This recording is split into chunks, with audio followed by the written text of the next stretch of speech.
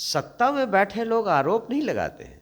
सत्ता में बैठे लोग इन्वेस्टिगेशन करके उसकी रिपोर्ट लोगों को बोलते हैं। आज के बैनर तले ब्लैक मनी को तो वाइट वो किया जाता कहते है। क्यों हैं? अगर ब्लैक मनी है तो उनकी एजेंसी से कहें कि आप इनको चेक करो।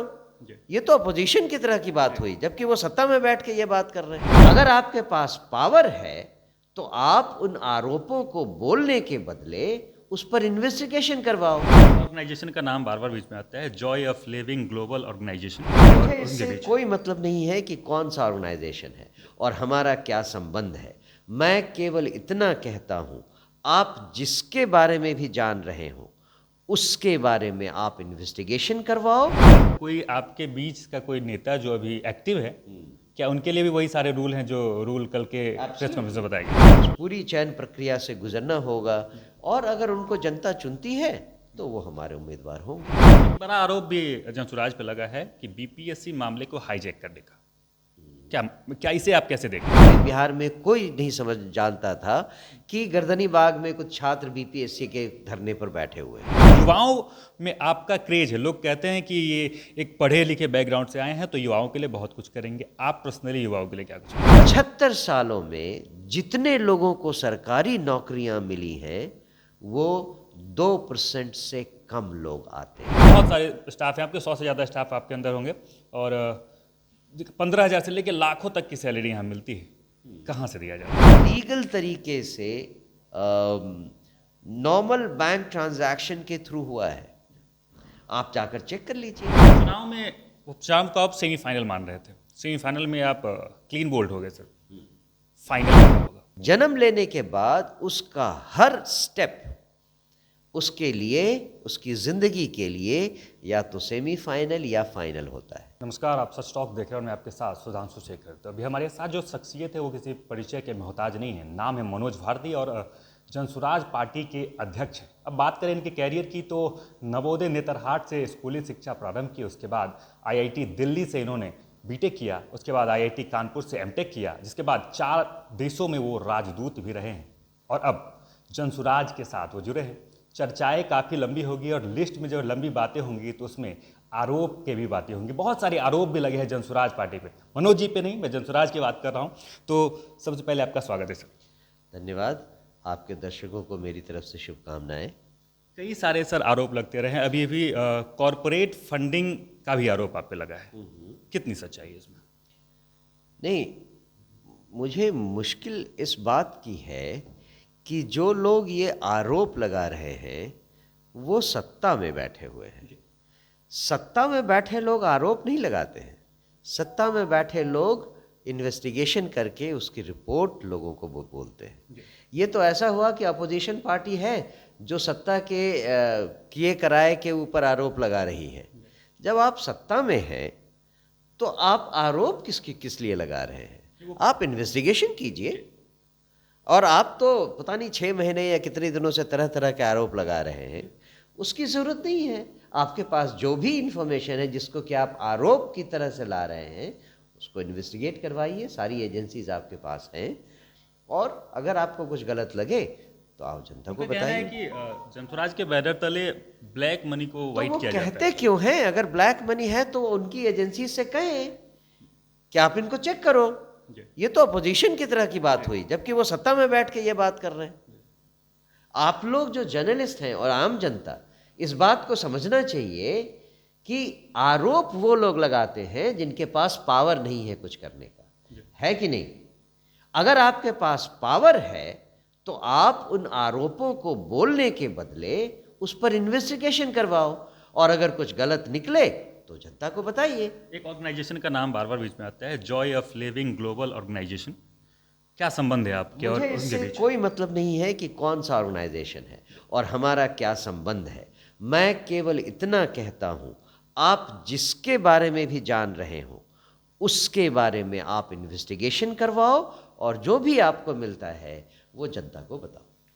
ठीक है, चुनावी साल है और अब आवेदन भी शुरू हो गया है आपकी पार्टी में। क्या आप इस बार चुनाव लड़ रहे हैं? नहीं, मैंने अभी तक और आवेदन नहीं किया है। अगर कोई आपके बीच का कोई नेता जो अभी एक्टिव है, क्या उनके लिए भी वही सारे रूल हैं जो रूल कल के प्रेस कॉन्फ्रेंस में बताए गए थे? एब्सोल्युटली। अगर किसी भी नेता को ये करना है, इलेक्शन में आना है, तो उनको पहले अप्लाई करना होगा। उसके बाद हमारी चयन प्रक्रिया अभी अभी अनाउंस्ड हुई है, उस पूरी चयन प्रक्रिया से गुजरना होगा, और अगर उनको जनता चुनती है तो वो हमारे उम्मीदवार होंगे। एक बड़ा आरोप भी जंसुराज पे लगा है कि बीपीएससी मामले को हाईजैक करने का, क्या क्या इसे आप कैसे देखते हैं? जनता और पत्रकारों को ये समझना चाहिए कि ये शब्द का इस्तेमाल गलत है। ये जो हाईजैकिंग है ना, इस शब्द का इस्तेमाल यहाँ गलत है। वो इस तरह से समझें कि जब तक प्रशांत किशोर जी और जनसुराज पार्टी छात्रों के मुद्दों को लेकर सामने नहीं आई थी, तब तक पूरे बिहार में सरकार तो ध्यान दे ही नहीं रही थी। पूरे बिहार में कोई नहीं समझ जानता था कि गर्दनी बाग में कुछ छात्र बीपीएससी के धरने पर बैठे हुए, कोई भी नहीं जानता था। उस इशू को, उन मुद्दों को अगर किसी ने हाईलाइट किया है और जनता के जबान पे पहुंचा दिया है, हर गांव हर गली में इस खबर को फैला दिया है, तो वो केवल जनसुराज के प्रणेता प्रशांत किशोर जी के एक्शन के कारण हुआ है। तो इसे हाईजैक करना नहीं कहते हैं, इसे हाईलाइट करना कहते हैं। और आप सब कृपया इस शब्द का इस्तेमाल देखें कि हाईलाइट करना कितना पॉजिटिव एक्शन है। और मेरे ख्याल से तो बीपीएससी का मुद्दा विद्यार्थियों के कहने पर न्यायालय तक पहुंचाने की भी पूरी की पूरी प्रक्रिया में जनसुराज पार्टी और उनके प्रणेता प्रशांत किशोर जी का के कारण ही हुआ है। ठीक है सर, प्रशांत जी की हम बात थोड़ा बाद में कर लेते हैं। आप एक कुशल व्यक्तित्व के धनी हैं सर। अब युवाओं में आपका क्रेज है, लोग कहते हैं कि ये एक पढ़े लिखे बैकग्राउंड से आए हैं तो युवाओं के लिए बहुत कुछ करेंगे। आप पर्सनली युवाओं के लिए क्या कुछ करेंगे? मैं पर्सनली तो कुछ भी नहीं हूँ, जो है वो जनसुराज पार्टी है। और मैं आपको बताऊं कि हम जनसुराज पार्टी की तरफ से युवाओं के लिए कितना और क्या सोचते हैं। शुरुआत करें उनकी पढ़ाई से, तो पढ़ाई में उनको किस तरह से स्किल डेवलपमेंट सिखाई जाए, ये हमारा प्रमुख लक्ष्य होगा। उसका कारण भी समझ लें। जैसा कि प्रशांत किशोर जी ने बार बार कहा है, 75 सालों में जितने लोगों को सरकारी नौकरियां मिली हैं, वो 2% से कम लोग आते हैं। 98% से ज़्यादा लोग ऐसे हैं जो सरकारी नौकरी पा ही नहीं सकते हैं।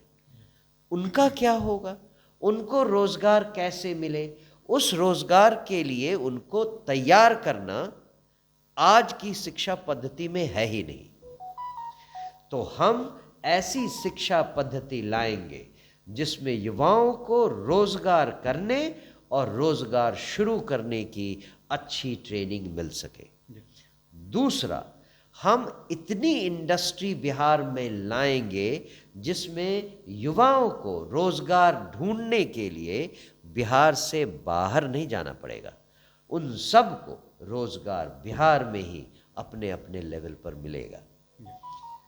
और उसके अलावा हम राजनीति में उन सारे केपेबल, काबिल युवाओं की खोज में हैं जो पॉलिटिक्स ज्वाइन करना चाहते हैं, और वो अगर शुद्ध मन से, निस्वार्थ भाव से अपने लोगों की सेवा करना चाहते हैं, तो हम उनका स्वागत करते हैं। वो आकर हमारे साथ पॉलिटिक्स ज्वाइन करें।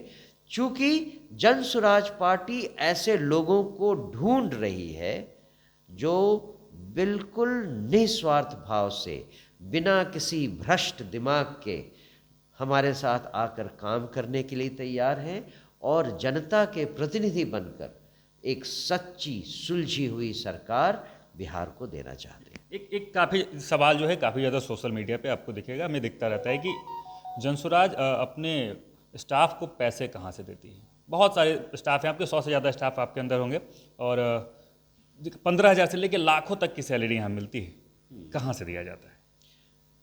इसका तो जवाब मुझे देने की ज़रूरत ही नहीं है।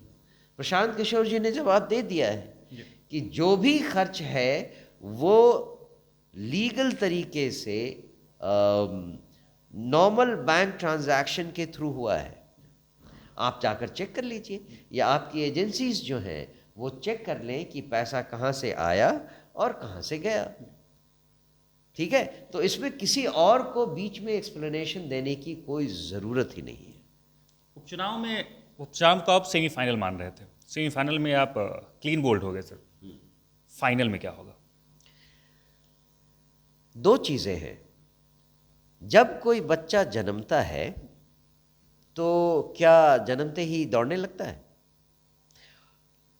जन्म लेने के बाद उसका हर स्टेप उसके लिए, उसकी ज़िंदगी के लिए या तो सेमीफाइनल या फाइनल होता है।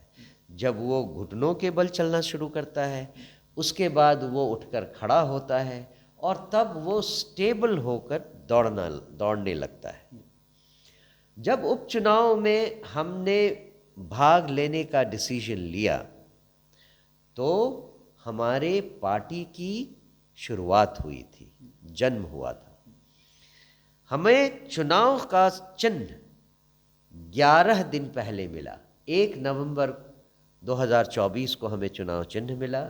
11 नवंबर 2024 को चुनाव प्रक्रिया ख़त्म हो गई थी। इस बीच में दिवाली आई, छठ भी आया, मतलब वर्चुअली 8 दिन की हमें मोहलत मिली थी अपने चुनाव चिन्ह को लोगों तक पहुंचाने की। इतने देर में ही, केवल 8 दिन में ही 70,000 लोगों ने, मतलब 10% वोटर्स ने हमारे चुनाव चिन्ह को जाना, सीखा और याद रखा। ये तो ऐसा है जैसा एक बच्चा जन्म लेने के बाद केवल घुटनों के बल ही नहीं, उठकर खड़ा होकर दौड़ने लगा है। आप हमें 3 महीने का, 4 महीने का समय देने वाले हैं 24-25 के इलेक्शन में। उस समय देखिए ये बच्चा क्या करता है और कितने गुल खिलाता है। मतलब अलग गुल खिलाएंगे अभी 25 में। एब्सोल्युटली। नीतीश कुमार को कैसे नेता मानते हैं आप? नीतीश कुमार जी बहुत अच्छे नेता थे, पर उनका समय निकल गया है। वो भी इस बात को समझते हैं। वो किसी तरह से आने वाले चुनाव का इंतज़ार कर रहे हैं। एक राजदूत भी आप रहे हैं सर, और अभी राजनीति, राजदूत और राजनीति में कौन सा राह कठिन लग रहा है आपको? राजदूत होने की हमें ट्रेनिंग दी गई थी। ज़िंदगी भर हमने विदेश मंत्रालय में रहकर इसी बात की ट्रेनिंग पाई थी कि जब हम राजदूत बनेंगे तो क्या क्या करना होता है, कैसे करना होता है, इसकी ट्रेनिंग दी जाती है। तो राजदूत बनना तो एक प्रक्रिया थी जिसको मिनिस्ट्री के थ्रू हम नेचुरली पा गए, और इट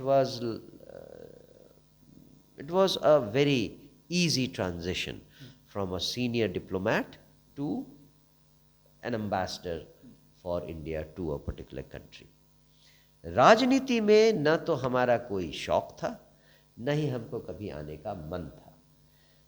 हम इस अभियान में, जन सुराज पार्टी के अभियान में केवल इसलिए जुड़े हैं कि बिहार को बदलने का जो सपना हमने ज़िंदगी भर संजो के रखा था और हमें नहीं लगता था कि ये हमारी ज़िंदगी में पॉसिबल है, क्योंकि जो राजनीतिक दल हैं और थे उनमें से किसी में भी ये मादा नहीं था कि वो बिहार को बदल कर विकसित बिहार बना सके।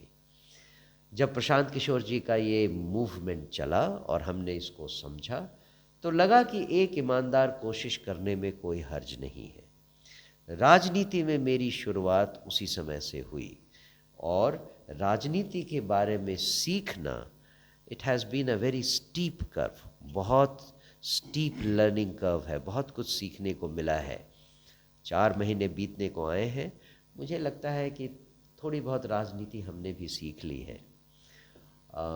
बस यही है कि नेचर ऑफ वर्क मुझे अभी इस रोल में लगभग वैसा ही लग रहा है जैसा मैं अपने देश के लिए किसी दूसरे देश में राजदूत बनता था। क्योंकि हर नए देश में जाने के बाद आपको सबसे पहले उस देश की history, geography, economy, people, culture, सब चीज़ के बारे में जानना होता है। तो जन स्वराज पार्टी के अध्यक्ष होने के बाद मुझे बिहार में अपने ही लोगों के बीच घूमकर उनके बारे में सब कुछ जानने का मौका मिला है और मैंने इन 4 महीनों को उसी काम में यूटिलाइज़ किया है। मुझे लगता है कि अब मैं बिहार में बहुत सारी ऐसी चीज़ जान गया हूँ जो एक छोटे मोटे राजनेता को समझना चाहिए, जानना चाहिए। जैसे जैसे दिन गुजरेंगे मैं बिहार की राजनीति को और अच्छी तरह से समझूंगा। आखिरी 2 सवाल रहेगा। जी। पॉलिटिकल पार्टियां वैल्यू नहीं देती थी, वैल्यू नहीं करती थी कि जन स्वराज का कोई बयान आया तो चलो इग्नोर कर देते हैं। ऐसी बातें आज से 6 महीने पहले होती थी, लेकिन अब सीरियस लेने लगी है। क्या लगता है कि पार्टियां अब डर रही है जन स्वराज से? निश्चित रूप से, और उन्हें डरना भी चाहिए, क्योंकि जन स्वराज पार्टी शासन करने नहीं आई है। ये बात बहुत गंभीर है। जन स्वराज पार्टी शासन करने नहीं आई है या शासन बदलने नहीं आई है। जन स्वराज पार्टी बिहार को बदलने आई है और इसके लिए जो ज़रूरी चीज़ है वो है जनता के मन को बदलना, जनता को ये विश्वास दिलाना कि जिन पार्टियों ने पिछले 40 सालों से उनको ठगा है, उनको धोखा दिया है, वो अब उन पर शासन करने के लायक नहीं है। अगर उनको कोई विकल्प चाहिए तो एक बार वो जन स्वराज को ट्राई करके देखें। और ये जो नेतागण हैं दूसरे पार्टियों के या जो दूसरे राजनीतिक दल हैं, वो भी इस बात की गंभीरता को समझ रहे हैं कि धीरे धीरे जैसे जैसे समय गुजर रहा है, ज़्यादा से ज़्यादा लोग जन स्वराज को समझ रहे हैं। जन स्वराज क्या है, जन स्वराज क्यों ऐसे बिहार को बदलना चाहती है और जन स्वराज कैसे बिहार को बदलना चाहती है, ये सब जनता समझ रही है। जितना ही ज़्यादा जनता इस बात को समझेगी, उतना ही ज़्यादा बाकी राजनीतिक दल हमसे डरेंगे। हर एक पॉलिटिकल पार्टी अपना अपना दावा करती है कि हम इतनी सीट लाएंगे। क्या जन स्वराज भी कोई दावा कर रही है 25 में? हम केवल इतना दावा करते हैं कि हम 2025 में 243 सीटों पर अपने उम्मीदवार खड़ी करेंगे और न तो कोई प्री पोल न ही कोई पोस्ट पोल अलायंस करेंगे। हम केवल इतना दावा करते हैं कि चुनाव आने तक बिहार के हर दरवाजे पर हर आदमी, हर औरत के मन में जन स्वराज का संदेश पहुंचा देंगे। उसके बाद ये उनकी इच्छा है, वो हमें वोट दें या ना दें। चलिए, तो सारे सवालों का मनोज भारती जी ने बेबाकी से जवाब दिया। उन पे जितने भी आरोप लगे हैं जन स्वराज पे, इनका सीधे तौर पे कहना था कि आरोप नहीं लगाएं, आप कमेटी बिठाएं, जांच करवाएं और गलती हो तो हमें सजा दें। बाकी उन्होंने चुनाव के बारे में भी कहा कि इस बार चुनाव में वो दावा के साथ उतरेंगे। उनका दावा रहेगा कि वो 243 सीटों पर अपना कैंडिडेट उतारेंगे, जरूर अपनी मुहिम छेड़ेंगे। अब वो डिपेंड जनता पे करता है कि जनता किसको चुनती है। बाकी इस इंटरव्यू को लेकर आप क्या कुछ भी कहते हैं कमेंट बॉक्स में जरूर लिखें और देखते रहें सच टॉक।